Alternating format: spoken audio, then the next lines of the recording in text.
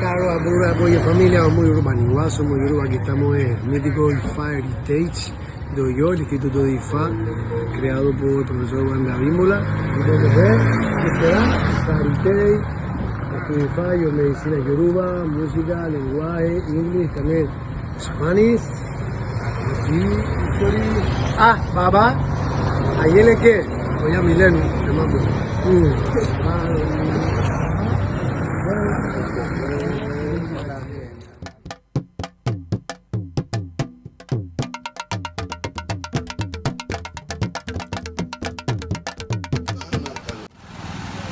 Akínsílọ́lá bàbá àmì ọba dèébà lẹ́jọ́ wípé níbo ló ti wá o oníwà nù.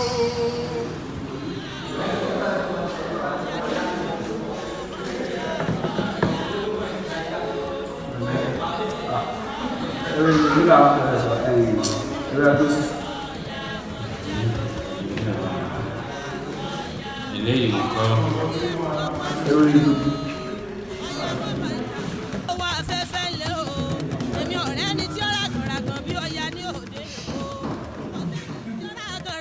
Ọya ló tù ú fẹ̀ ọya lọ́ra gànràgàn tó renú ọ̀gán rè é bí sí ọmọ ìyá dolú.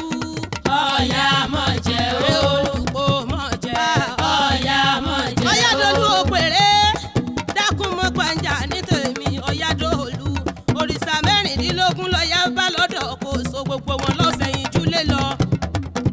Ọya mọ̀ jẹ́ olùkó mọ̀ jẹ́ ọya mọ̀ jẹ́ o. Bí Ṣàngó bá ń digbá yóò sì mọ̀ dà wo. Ṣàngó dìgbò kó ọya di sàásùn ẹ̀ bá jẹ́ àjọyà fún Ṣàngó nílé ara bá ń bí tọ́ba lè dà kọ́dà fún ọya dòòlù. Ọya mọ̀ jẹ́ olùkó mọ̀ jẹ́ ọya mọ̀ jẹ́ olùkó mọ̀ jẹ́ ọya. Ó wà lábẹ́ aṣọ ẹgbẹ́ rí ọmọ ó wà lábẹ́ aṣọ ẹgbẹ́ rí ọmọ o ọmọ kékeré tí a bí sọ́jẹ́ o ọmọ kékeré tí a bí sọ́jẹ́ o ó wà lábẹ́ aṣọ ọ̀gbẹ́rí ọmọ o. ó wà lábẹ́ aṣọ ọ̀gbẹ́rí ọmọ o. ó wà lábẹ́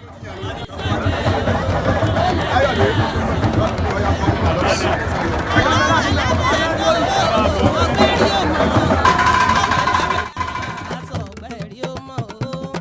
ọmọ kékeré tí a bí sọ́jẹ́ o ọmọ kékeré tí a bí sọ́jẹ́ o ó wà lábẹ́ aṣọ ọ̀gbẹ́rí ọmọ o.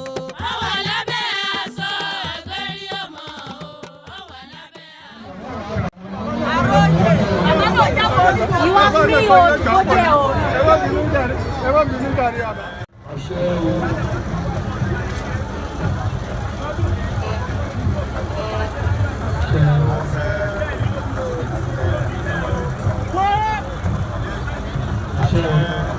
Bàbá wọn ní àwọn làwọn wà ní láwọ̀ fún owó